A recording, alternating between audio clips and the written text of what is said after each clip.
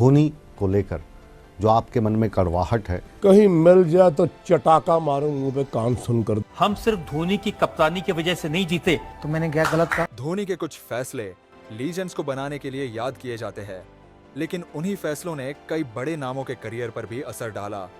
रोहित को ओपनर बनाना, अश्विन को world class spinner में बदलना, जडेजा को बेस्ट ऑलराउंडर बनाना, ये सब मास्टर स्ट्रोक थे या फिर महज किस्मत? आइए इन फैसलों का पोस्टमार्टम करते हैं।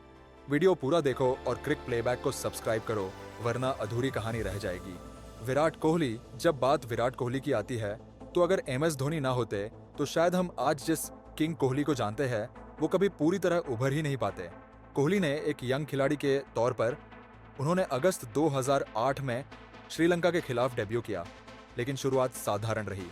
एक आधी सेंचुरी जरूर आई, लेकिन उनका नाम पक्की टीम लिस्ट में जगह नहीं बना पाया। सीरीज के बाद उन्हें ड्रॉप कर दिया गया और बार बार टीम में अंदर बाहर होने की यह कहानी चलती रही।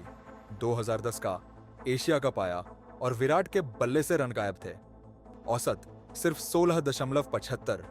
इसके बाद श्रीलंका न्यूजीलैंड ट्राई सीरीज में भी कुछ खास नहीं कर पाए, औसत सिर्फ 15। चारों तरफ सवाल उठ रहे थे, क्या विराट टीम इंडिया के लिए सही खिलाड़ी है?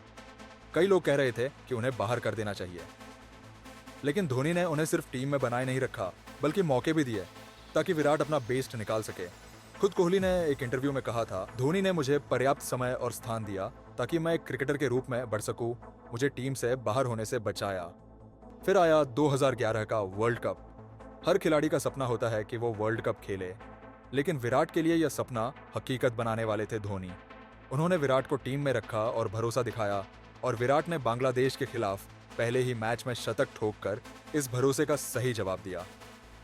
लेकिन असली परीक्षा तो फाइनल में थी, जब भारत मुश्किल में था। सचिन और सहवाग जल्दी आउट हो गए, टीम संकट में थी, और तब विराट आए और गौतम गंभीर के साथ एक अहम साझेदारी निभाई। 32 गेंदों में 35 रन शायद स्कोरबोर्ड पर बहुत बड़े ना लगे, लेकिन मैच की स्थिति के हिसाब से यह पारी सोने से भी ज्यादा कीमती थी। लेकिन असली अग्निपरीक्षा आई 2011-12 में, जब भारत ऑस्ट्रेलिया में टेस्ट सीरीज खेल रहा था। टीम बुरी तरह हार रही थी और विराट की जगह पर सवाल उठ रहे थे, लेकिन धोनी ने एक बार फिर अपने यंग बल्लेबाज पर भरोसा दिखाया। और फिर आया एडिलेड टेस्ट, जहां विराट ने गजब का शतक जमाकर सबको चुप करा दिया। यह सिर्फ एक सेंचुरी नहीं थी, यह विराट के टेस्ट करियर की नींव थी। फिर आगे की कहानी तो सबको पता ही है। विराट को आज सब किंग कोहली के नाम से जानते हैं। वक्त बदला, कप्तानी बदली, और धोनी ने धीरे धीरे विराट को टीम का लीडर बनाना शुरू कर दिया। धोनी जानते थे कि भारत को आगे ले जाने के लिए किसी मजबूत और जिद्दी कप्तान की जरूरत होगी, और उन्होंने विराट को इस रोल के लिए तैयार किया। कई लोग सोचते हैं कि एक बार कोई लीजेंड बन जाता है तो उसके लिए सब आसान हो जाता है, लेकिन हकीकत इससे बहुत अलग है। 2022 में जब विराट ने टेस्ट कप्तानी छोड़ी तो वह अपने करियर के सबसे मुश्किल दौर से गुजर रहे थे। आलोचक उन पर टूट पड़े थे, मीडिया उन्हें हर हार के लिए जिम्मेदार ठहरा रही थी। विराट खुद कहते हैं, जब मैंने टेस्ट कैप्टनसी छोड़ी तो मुझे सिर्फ एक इंसान का मैसेज आया जिनके साथ मैंने खेला हुआ है पहले, वो है MS धोनी। और बहुत लोगों के पास मेरा नंबर है, और जिनके पास मेरा नंबर है किसी का और मैसेज नहीं आया। रोहित शर्मा का क्रिकेट सफर एक दिलचस्प कहानी है, जिसमें शुरुआत में संघर्ष था। जब उन्होंने 2007 में अंतर्राष्ट्रीय क्रिकेट में कदम रखा, तब किसी ने नहीं सोचा था कि यह खिलाड़ी आगे चलकर वनडे क्रिकेट का सबसे खतरनाक ओपनर बनेगा। शुरुआती साल उनके लिए आसान नहीं थे। मिडिल ऑन ऑर्डर में खेलते हुए वह अपनी सही जगह तलाश रहे थे, लेकिन लगातार अच्छा प्रदर्शन नहीं कर पा रहे थे। तभी 2013 की ICC चैंपियंस ट्रॉफी से पहले महेंद्र सिंह धोनी ने वह फैसला लिया जिसने रोहित की किस्मत बदल दी।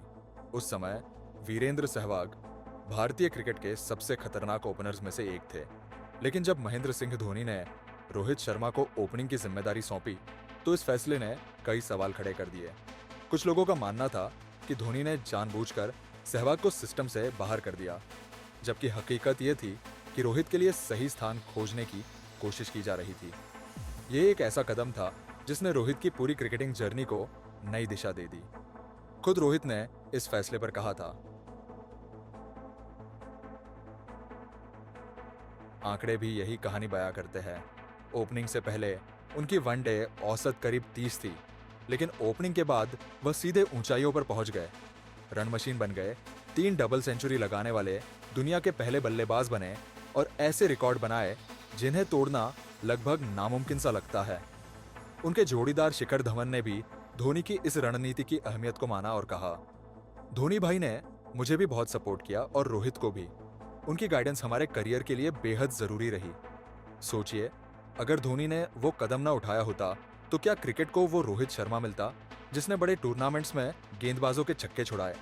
रविचंद्रन अश्विन, आज हम रविचंद्रन अश्विन को एक महान स्पिनर के रूप में जानते हैं, पर अगर महेंद्र सिंह धोनी ने उन पर इतना भरोसा नहीं जताया होता। अश्विन का सफर किसी भी युवा स्पिनर के लिए प्रेरणा से कम नहीं है, लेकिन इस सफर को सही दिशा देने का श्रेय धोनी को भी जाता है। शुरुआत में अश्विन को भारतीय टीम में अपनी जगह पक्की करने के लिए संघर्ष करना पड़ा, लेकिन धोनी ने उनकी काबिलियत को पहचान लिया और उन्हें सबसे कठिन परिस्थितियों में गेंदबाजी का मौका दिया। पावर प्ले के दौरान जब बल्लेबाज अटैक करने के मूड में होते हैं या फिर मैच के सबसे महत्वपूर्ण ओवरों में धोनी ने अश्विन पर भरोसा जताया। ये सिर्फ एक कप्तान का फैसला नहीं था, बल्कि यह विश्वास था कि ये खिलाड़ी बड़े मौकों पर कमाल कर सकता है। आंकड़े भी यही कहानी बताते हैं। धोनी की कप्तानी में अश्विन भारतीय टीम के लिए टेस्ट क्रिकेट में एक मजबूत स्तंभ बन गए। खुद अश्विन ने कई बार इस बात को स्वीकार किया है कि धोनी की सोच, उनका धैर्य और उनके फैसले उनके करियर के लिए बेहद अहम रहे। अश्विन ने एक इंटरव्यू में कहा था, धोनी भाई ने मुझे हमेशा नया करने की आज़ादी दी। उन्होंने मुझे एक्सपेरिमेंट करने दिया, भले ही चीज़ें कभी कभी प्लान के मुताबिक न जाएं।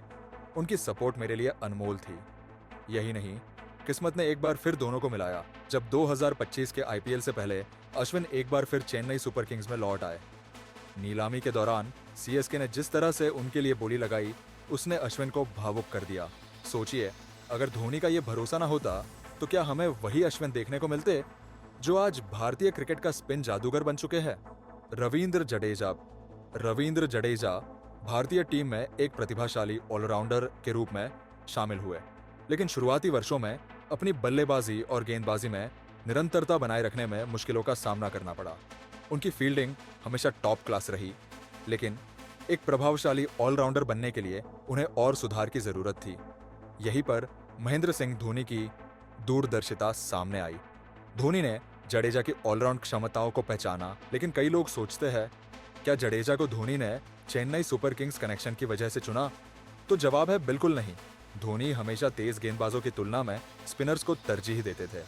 अपने शुरुआती कप्तानी वर्षों में उन्हें सुरेश रैना, यूसुफ पठान, युवराज सिंह जैसे पार्ट टाइम स्पिनर्स से गेंदबाजी कराने का विकल्प मिला था, लेकिन अक्टूबर 2012 में नियमों में बदलाव हुआ। गैर पावर प्ले ओवरों में सिर्फ 4 फील्डर्स को बाहर रखने की अनुमति दी गई।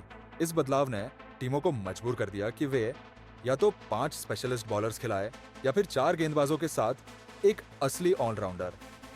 उसी समय जडेजा इकलौते ऐसे ऑलराउंडर थे जो शानदार फॉर्म में थे। यही कारण था कि वे भारतीय टीम के प्लेइंग 11 में लगातार जगह बनाने लगे और अपनी बल्लेबाजी, गेंदबाजी और फील्डिंग से कई मैच जिताए।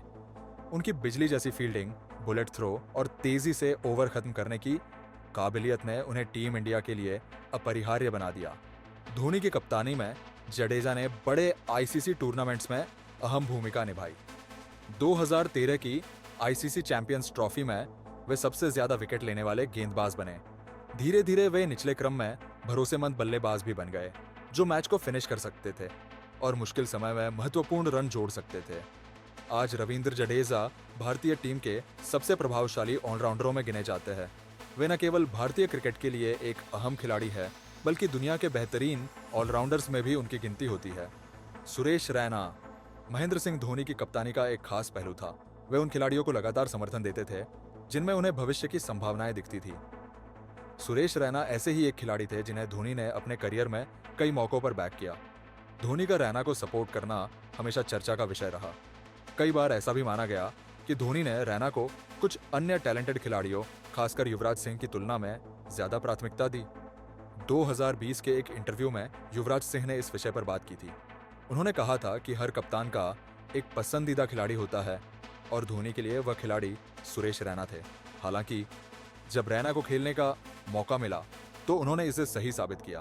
क्वार्टर फाइनल में ऑस्ट्रेलिया के खिलाफ रैना ने मुश्किल समय में नाबाद 34 रन बनाकर भारत को सेमीफाइनल में पहुंचाया था। फिर सेमीफाइनल में पाकिस्तान के खिलाफ भी नाबाद 36 रन बनाकर टीम के लिए महत्वपूर्ण योगदान दिया। धोनी का रैना पर विश्वास सही साबित हुआ। शुरुआती आलोचनाओं के बावजूद रैना ने खुद को बड़े मैचों के खिलाड़ी के रूप में साबित किया। तो क्या धोनी के ये फैसले सही थे? क्या उन्होंने सही खिलाड़ियों को मौका दिया और उन्हें लीजेंड बनाया, या फिर उनकी वजह से कुछ और टैलेंटेड क्रिकेटर्स का करियर बर्बाद हो गया? नीचे कमेंट में बताओ और अपने विचार शेयर करो। और हाँ, क्रिक प्लेबैक को सब्सक्राइब कर लो ताकि ऐसी और दिलचस्प कहानियां मिलती रहे।